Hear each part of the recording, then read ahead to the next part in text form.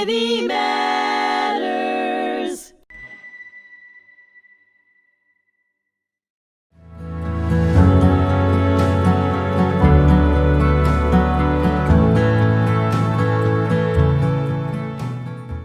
Hello, my name is Arnie Herz, and welcome to Habits of a Whole Heart.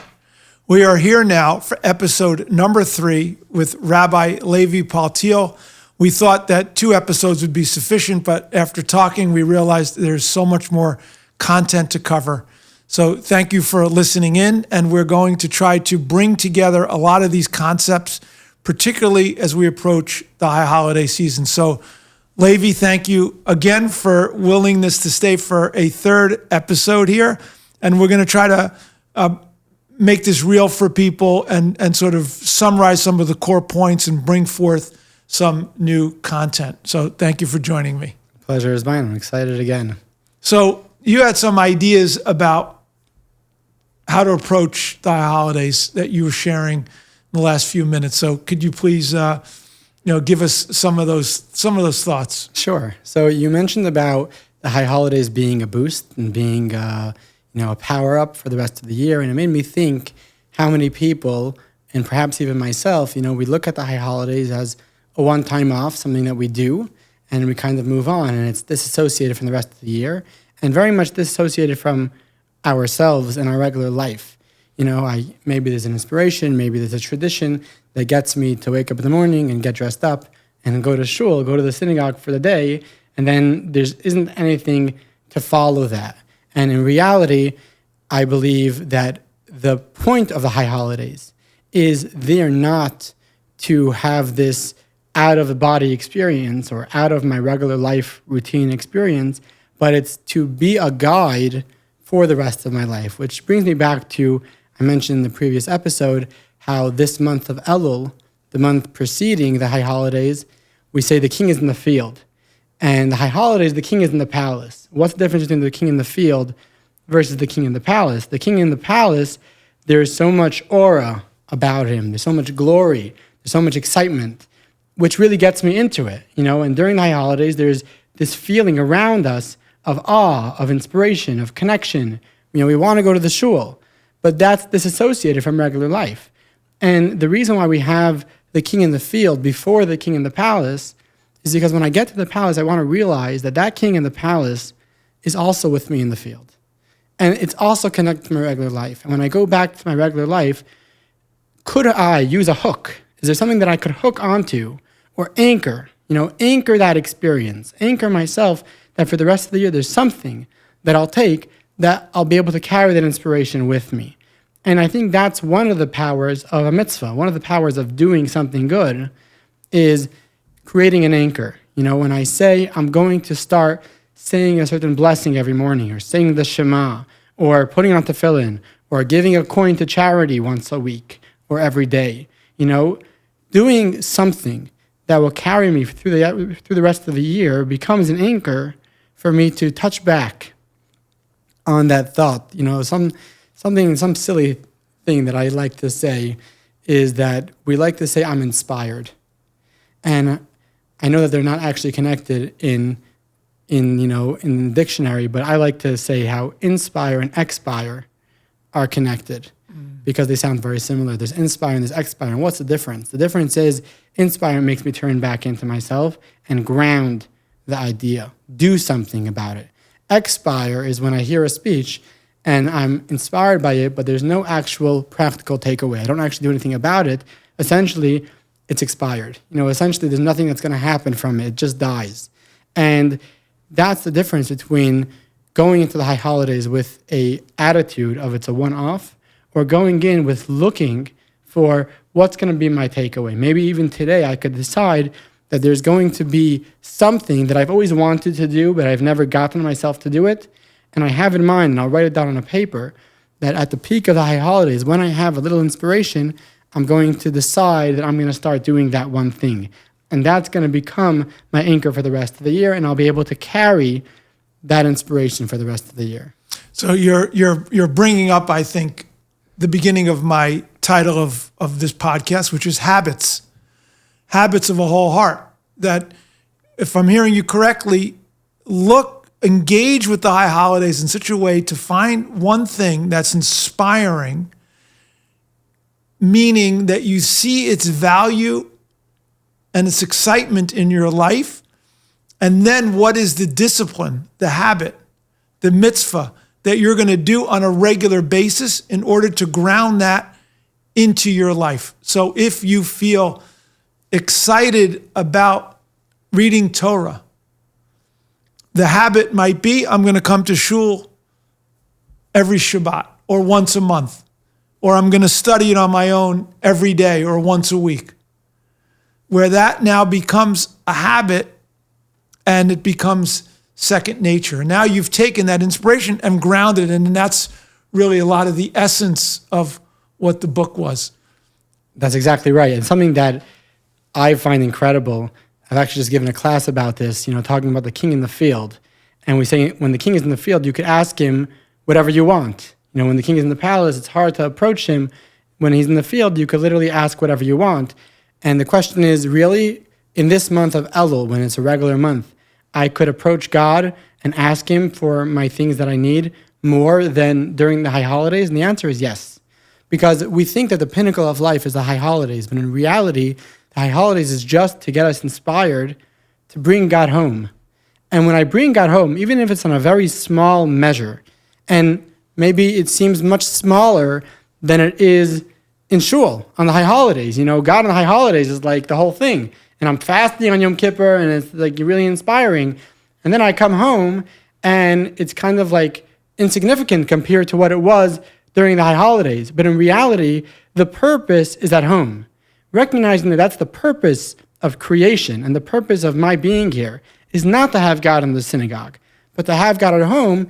That's where I meet God. That's where I can ask him whatever I want.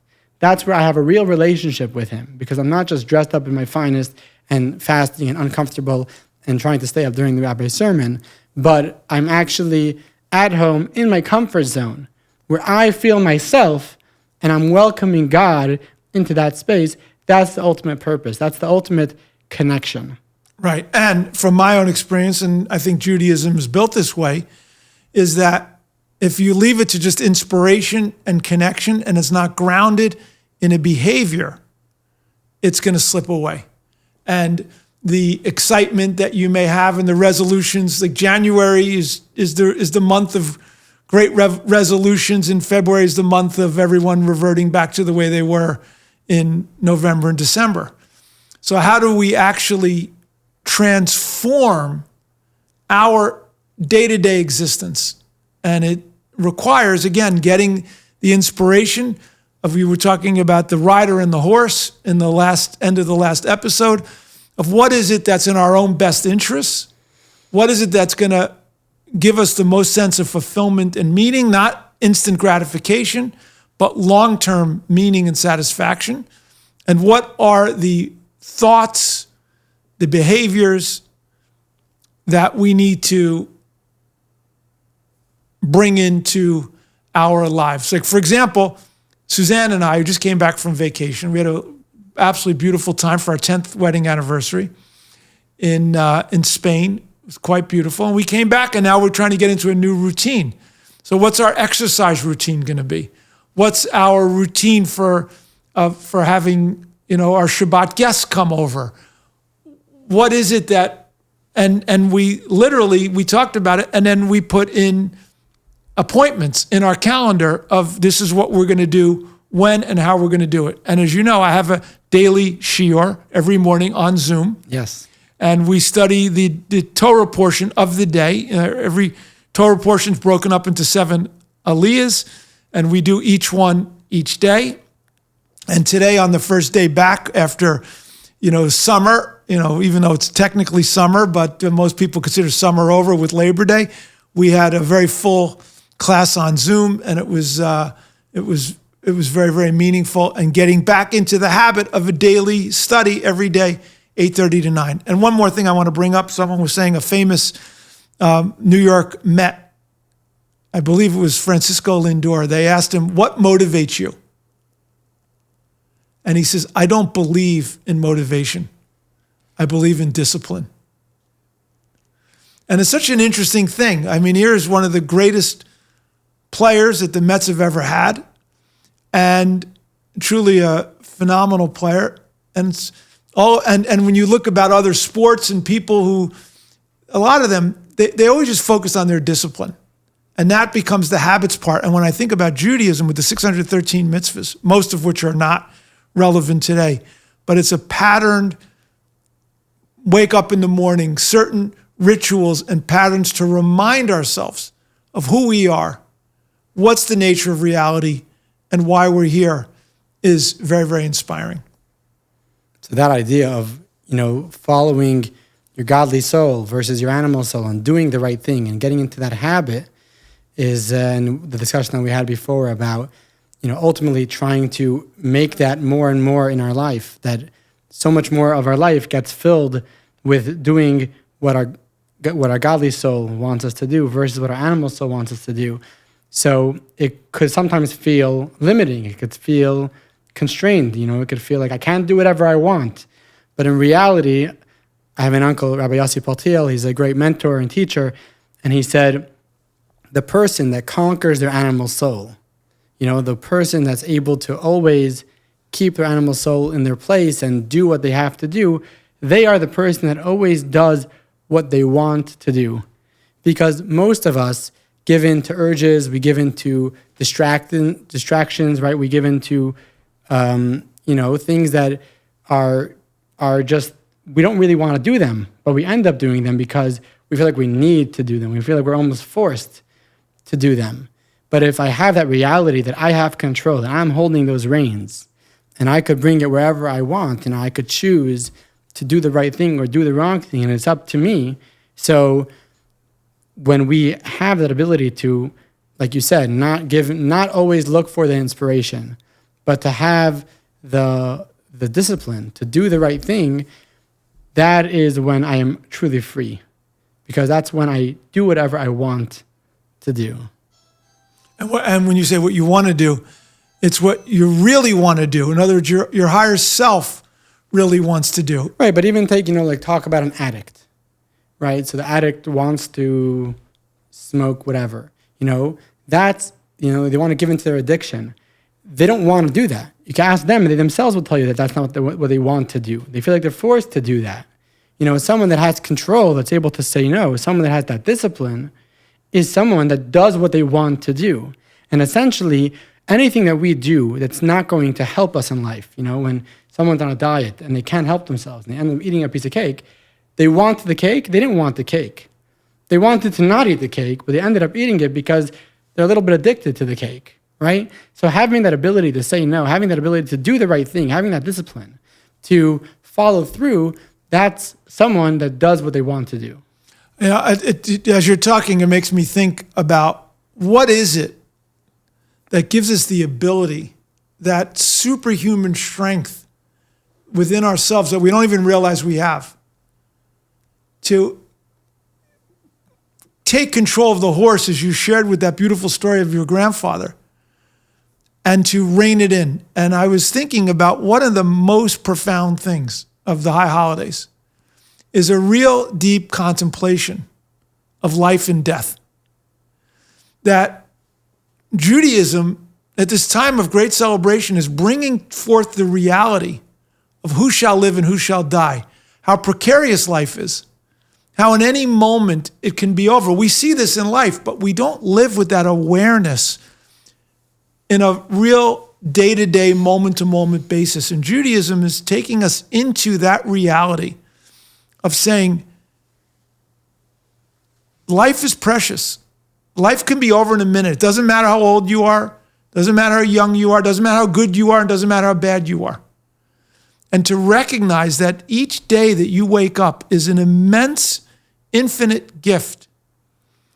And I think that the process of that really wakes us up. And once we realize what a gift it is, we start living our lives differently. As you know, 3 years ago, I woke up, I was sitting in my backyard and had a horrific brain pain in my head. And it turns out I had a brain bleed and I nearly died. I was in an intensive care unit for 2 weeks, as you know. And I remember as the doctors told my wife that there was a 50% chance I would make it through the weekend, and I was fully conscious, I became aware of how everything I thought that mattered didn't matter. And so much of what I didn't think mattered, so much how much it mattered. And all these temporary desires, pleasures, and pains was irrelevant. It was totally irrelevant. All I wanted to do was connect with my family, to share my wisdom, to do acts of kindness, and I vowed that if I was able to walk out of the hospital, I would dedicate every single day of my life to bringing light into this world. And I look back and you talk about the negative, it was such a gift to have that in my life, because my life has been a totally different life in the last 3 years of richness, of letting go of all the pettiness, of knowing what really matters, of really trying to make an impact and a difference in the world. And it doesn't need to take a brain bleed or a heart attack or a loss. If we can just engage in these high holidays and listen to the prayers and think and internalize the reality of what Torah is trying to teach us and the prayers are trying to teach us, we wake up with, wow, I'm so fortunate to be alive. I'm here for a purpose and to make a profound impact. So I want to take it a little more practical, because I think there's an aspect over here which is not so practical, because we're talking about, really conquering that animal and really holding those reins and never letting go, and we've spoken about why did God not show that to me for all these years, and why did I have to fail X amount of times? And we spoke about how that's all part of the mission, part of the purpose, and God put me exactly where I am because he needs me there, right? Which ties into what you said, waking up in the morning, that's the greatest gift. And I like to say that's the greatest validation. We're all looking for validation. And what's a greater validation than God waking you up in the morning and say, I need you to be here. I need you to wake up. You with your personality, with everything you have to offer, you're needed to make a difference in this world.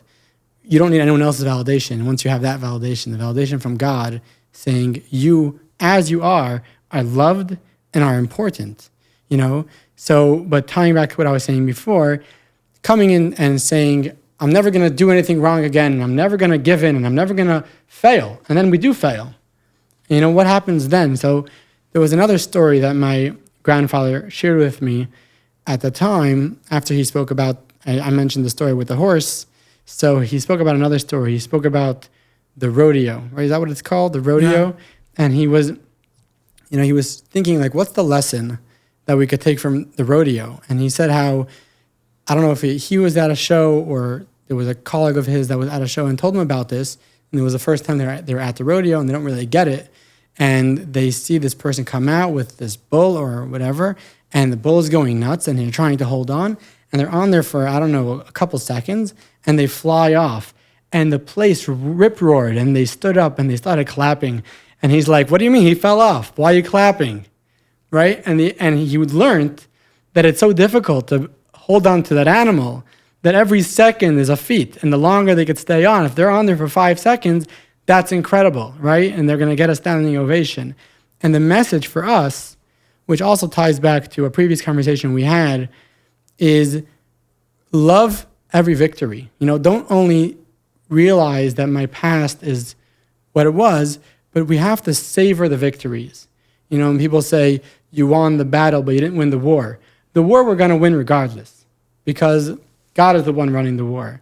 The battle is up to us. And every battle is the war. Every battle is the whole victory. And if I could savor the moment that I used to do the right thing, then loving that moment, regardless what happens afterwards. Maybe I fell off the cow, fell off that bull 5 seconds later. But the fact that I was able to hold on for a couple seconds, I was able to restrain myself, or I was able to do the right thing and make the right choice, that is something that God gives us a standing ovation. That's something that God celebrates. That's something that God says, that's what I put you in the world to do, because I knew it's difficult. I didn't create angels. I created people with the animal soul.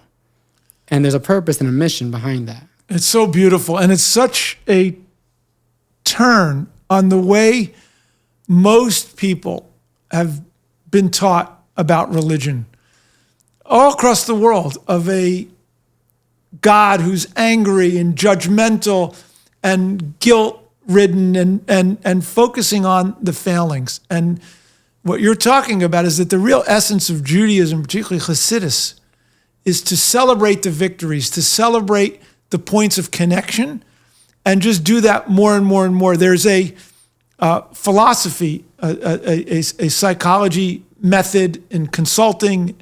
It's called appreciative inquiry. And I learned this years ago. Have you heard of it? No. So appreciative inquiry, whereas the consultant goes into a company, or it could be therapist, whatever it is, and they ask the question, what is working right? With most consultants go in, what's working wrong? And you talked earlier in episode number 1 about you're the CEO of your own company, of you. You're the CEO of Levi Paltiel. I'm the CEO of Arnie Herz. How do I make the business of Arnie Herz run the most optimal way possible? So oftentimes we could find, well, I'm falling here and I'm not good with this. But appreciative inquiry asks, what am I doing right? And how do I do more of that? And what can I do to enhance myself even further? Nothing negative. And when I think about all the letters of the Rebbe and the talks, it's that approach. Incredible. Always focusing on the positive. And at this particular era, at this particular time in the year 2025, when I think about what's the most prevalent thing in the world, I think about social media. And I think about what is it that judges whether your social media is good or not? It's the likes. So every time we do a mitzvah, God is saying it's a like. And we're trying to collect as many likes as we can. And when you focus on that, your life is going to be joyful, because all you're going to be seeing is what you're doing right. You're going to stop beating yourself up. And when you stop beating yourself up, you're going to have more energy and motivation to do good. Anyway, You always like to ask, what does Judaism give you, or what does belief in God give you as a human being? And I think this is one of the very fundamental points, because, if you're your own CEO and you stop once in a while to kind of make an accounting of where I'm holding in life, so it's very hard to move forward, because very often we move forward and then we move backward. And we could give up, because if I move forward, but then I move backwards, so I'm starting again. And that's not fun. But when I have a God, so then I'm not just self-centered, I realize that the accounting doesn't begin and end with me. I'm making an accounting of where God's plan is holding. So whether I slipped for a little bit and I got back onto the wagon at a later point, anything that I did positive is moving that mission forward, moving God's mission forward. And therefore, my accounting is not limited to me. And when it's not limited to me, I never have to step back. I never have to start again. I always take it, I take the flag from where I'm holding and I run with it, recognizing that I'm always moving forward on that mission. Beautiful. I love it. And, I was thinking about, like last week I played golf and pickleball, and I was very, very disappointed. I feel like I regressed tremendously. And the more I felt like I regressed, the worse I was playing. And then my son Gabe had a tough day playing golf, and he was very hard on himself. So I was able to give him a good pep talk, and he turned around and he says, well, you should say the same thing to yourself. And it was this concept of, like, if you're going to focus on the shots you did bad, it's going to multiply. If you focus on what you did right, you just get back into the game and just try to focus on. I always ask myself, if I'm going through a hard time, I say, don't ask what Levi Paltiel would tell you in this situation. What would you tell your younger brother if they were going through this situation? What would be the sound advice? You're getting all caught up in the emotion, but what's the sound advice? What's something that's actually going to help you? What would you tell your brother that's going to move them forward here? So, Levi, I just want to we only have a minute left, believe it or not. Rush through this. There's so much to talk about. It's a Rosh Hashanah, Rosh, which is head of the year. So we have Rosh Hashanah. And Rosh Hashanah is rushing. So rushing, right. Rosh Hashanah. But really the essence for me of Rosh Hashanah is recognizing that there is a God of which I'm a part, an essential part. And Yom Kippur is recognizing the fact, as you said, that I've not lived my life, and I'm not going to be living my life in 100% alignment with my highest aspirations. And those 10 days are an opportunity for me to say and to recommit to my highest aspirations, and understanding that there's a process of forgiveness and realignment to get back focused. And then we go from there to Sukkot, which is another joyful holiday filled with tremendous meaning and experience. And then, of course, it ends with the end of Sukkot with Simchas Torah and Shmini Atzeret and Simchas Torah. So in 30 seconds, could you give me your quick thoughts of the holidays and what your blessing is for everyone for the coming year? Okay, so I'm going to give you a quick story that I think will be a nice closing for this episode. So again, my grandfather, Rabbi Schmuckler, shared with me another story that he's a ritual slaughterer, right? So he slaughters kosher animals and to make them kosher to eat. And he was traveling to Mexico a lot, doing slaughtering over there. And he never saw anyone Jewish in the airport. It was very not Jewish or whatever. And one day, I think he had to take like 2 flights from one area of Mexico to another area of Mexico, within Mexico itself. And he bumped into some guy, and the guy said, Shabbat Shalom, or whatever. And he's like, oh, you're Jewish? And he said, yes. And he tells him the story how, he was a foreigner, and he came over to Mexico, and he started making pants, he started making jeans, and he got very successful, and he was going around selling these jeans, and he became very successful in what he does. And my one point there, so they were chatting, and my grandfather asked him to put on tefillin if he wanted to lay tefillin, and he said, over here in the middle of the airport, there's no one Jewish here. I'm not going to do that right here. But as they're talking, and he tells them about his business with the jeans, so my grandfather asked him, why is it that there are so many people in this country that unfortunately have not been successful? You have so many people in this country that just have not made it, and they're struggling in terms of, making a living. And here you have a guy that's coming from out of the country, and he doesn't, he's not from here, he's a foreigner, and here he just made it with a pair of pants. He's like, why is it that God gave you success in your selling your pants? Are you such a good pants salesperson? And he said, I don't know, Rabbi, you tell me. And my grandfather told him, he said, because God's your partner. You had success because God chose to partner with you. And my grandfather told him in his loving way, he said, God is not embarrassed to partner with a guy like you. You're a guy, you're good at selling pants, but God is ready to partner with you. And you're embarrassed to partner with God. And the guy rolled up his sleeve. He said, Rabbi, let's put on the tefillin. And then my grandfather told him, you could sit, you don't have to stand. And he said, no, I want to stand because I want everyone to see who my partner is. Wow. Right? And I think the message going further into this year is we should have a beautiful year, and we should have everything that we need physically and emotionally, and we shouldn't need anything.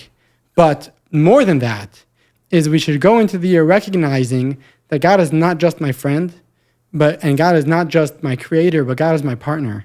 He created me with a mission that we're going to do together, and he's not embarrassed to be my partner because he believes in me, and I have a mission to go ahead. And I think if we go into the new year recognizing that we can make a difference, and on a cosmic level, on a godly level, not just on a little me level, because God's my partner, then the energy and the spirit and the happiness, there's nothing that could take you down. You won the lottery, there's nothing that could schlep you down.